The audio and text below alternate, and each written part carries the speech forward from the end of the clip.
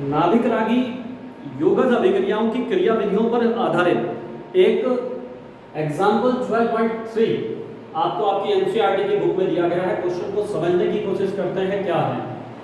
देखिए ये कह रहा है कि नाभिक रागी योगज अभिक्रिया में एक तो यौगिक है बेंजोडिहाइड, बेंजोडिहाइड जिसका सूत्र होता है C6H5CHO। ये क्या है? बेंजोडिहाइड है। और दूसरा यौगिक है प्रोपेनल, प्रोपेनल यानी 3 कार्बन, 1 2 3, तो 3 कार्बन प्रोपेन और पहले कार्बन पर एल्डिहाइड समूह, तो ये यौगिक हो गया प्रोपेनल। अब उसने पूछा कि इनकी अभिक्रियाशीलता की तुलना करो कि इन दोनों में से कौन सा कम अभिक्रियाशील है और कौन सा अधिक अभिक्रियाशील है। देखिए मैं दोनों के स्ट्रक्चर्स बना लेता हूं। मैंने जब प्रोपेनल का स्ट्रक्चर बनाया तो कार्बोनिल समूह तो मुझे दिखाना पड़ेगा, C डबल बॉन्ड को, हाइड्रोजन यहां और CH3 CH2 ये। और आपको पता है कि ऑक्सीजन पर क्या होता है? आंशिक ऋणावेश।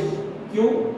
पिछली वीडियो में डिस्कस किया था, क्योंकि इसकी विद्युत ऋणात्मकता कार्बन से कैसी होती है? अधिक होती है। तो इस पर आंशिक ऋणावेश होगा और इस पर आंशिक धनावेश होगा। और ये कार्बन भी मैंने बताया था, ये कैसा होता है? इलेक्ट्रॉन रागी। कैसा है? इलेक्ट्रॉन रागी। तो यहां ये बात ध्यान देने की है कि जो प्रोपेनल है इसका जो कार्बन है वो बेंजोडिहाइड की तुलना में अधिक इलेक्ट्रॉन रागी होता है, जबकि इसका जो कार्बन है बेंजोडिहाइड, एक तो बेंजीन रिंग बना दिया CHO, तो ये यौगिक कौन बन गया? बेंजोडिहाइड। जबकि ये कैसा है? कम इलेक्ट्रॉन रागी है। एक कारण तो ये है, कम इलेक्ट्रॉन रागी है ना। तो एक चीज आपको ध्यान रखनी है कि प्रोपेनल में जो कार्बन होगा वो अधिक इलेक्ट्रॉन रागी होगा, जबकि बेंजोडिहाइड का जो कार्बन होगा वो इसकी तुलना में कम इलेक्ट्रॉन रागी होगा। तो जब कम इलेक्ट्रॉन रागी है तो योगज अभिक्रियाओं, है ना, योगज अभिक्रिया के लिए क्या आवश्यक था कि इलेक्ट्रॉन जो कार्बन है वो अधिक इलेक्ट्रॉन रागी होना चाहिए, तभी तो उसमें न्यूक्लियोफाइल्स आकर के जुड़ पाएगा। ठीक, एक कारण तो ये हुआ। दूसरा बेंजोडिहाइड की ये अनुनादी संरचना है। जब आप अनुनादी संरचना को देखते हैं तो एक बात आपने पढ़ी होगी कि जिन यौगिकों की अनुनादी संरचनाएं होती हैं वो अधिक स्थायी होते हैं। ये मैं कई बार रिपीट कर चुका हूं। तो इसका मतलब कि बेंजोडिहाइड की अनुनादी संरचना होने के कारण ये इसकी तुलना में अधिक स्थायी है। तो दो बिंदुओं के आधार पर, एक तो चूंकि ये अधिक इलेक्ट्रॉन रागी है इसलिए मैं इसे कह रहा हूं कि ये कैसा होगा? अधिक अभिक्रियाशील होगा। किसके प्रति?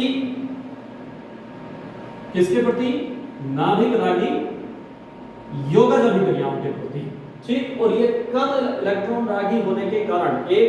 दूसरी बात मैं कह रहा हूं अनुनादी संरचना की उपस्थिति के कारण, स्थायित्व बढ़ने के कारण, और ध्रुवण, जब अनुनादी संरचनाएं बनती हैं स्थायित्व बढ़ता है तो ध्रुवणता कम आती है। तो इन 3 पॉइंटों के आधार पर मैं ये कह सकता हूं कि नाभिक रागी योगज अभिक्रियाएं देने में प्रोपेनल अधिक अभिक्रियाशील होगा और बेंजोडिहाइड इसकी तुलना में कैसा होगा? कम अभिक्रियाशील होगा। ठीक, तो हमारे दो बिंदु यहां पर चले। एक तो चला है अधिक इलेक्ट्रॉन रागी के कौन है? प्रोपेनल का कार्बन। कम इलेक्ट्रॉन रागी कौन है? बेंजोडिहाइड का कार्बन। दूसरी बात मैंने बताई ये अनुनादी संरचना को प्रदर्शित करता है इसलिए इसका स्थायित्व अधिक है। तीसरी बात मैंने बताई कि यहां पर ध्रुवणता में भी क्या आती है? स्थायित्व बढ़ने के कारण ध्रुवणता में कमी आती है। इन 3 बिंदुओं के आधार पर, कम इलेक्ट्रॉन रागी होने के कारण, अनुनादी संरचनाओं से स्थायित्व बढ़ने के कारण और ध्रुवणता कम होने के कारण ये कम अभिक्रियाशील हो गए। नाभिक रागी योगज अभिक्रियाओं के प्रति ये कैसा होगा? अधिक अभिक्रियाशील होगा। ठीक, तो आई थिंक मैंने 3 से 4 बार इस क्वेश्चन को आपको रिपीट कर दिया है, समझ में आ गया होगा। Keep practising hard. जय हिंद।